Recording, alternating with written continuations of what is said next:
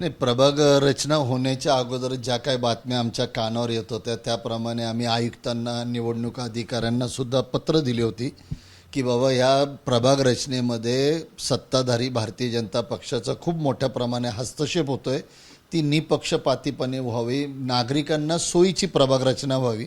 पण आता प्रभाग रचना डिक्लेअर झाल्यावर जो आरोप आम्ही करत होतो त्यावेळेला आयुक्त आम्हाला म्हणत तुम्ही डिक्लेअर होऊ द्या, मग तुम्हालाच काय माहिती.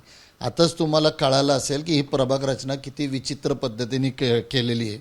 जी काही गाईडलाईन्स आहेत निवडणूक आयुक्ताच्या, जे काही गाईडलाईन्स आहेत त्याचे एकही पालन नाही. म्हणजे नदीसुद्धा ओलांडली, हायवेसुद्धा ओलांडली. म्हणजे एका जागी एका सोसायटीमध्ये ए विंग आणि बी विंग, ए विंग एका वॉर्डामध्ये आणि बी विंग एका वॉर्डामध्ये अशा पद्धतीने केलं.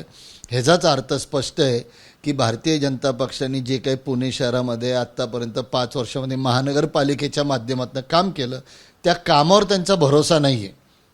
आणि त्या कामावर भरोसा नसल्यामुळे मग आता एक विशिष्ट वर्गाचं मतदान इथं टाका, विशिष्ट वर्गाचं मतदान तिथं टाका, ही जी काही खेळी त्यांनी केली. मला पूर्ण आशा आहे पुणेकर अशा गोष्टीला थारा न देता भारतीय जनता पक्षाला आपली जागा दाखवेल.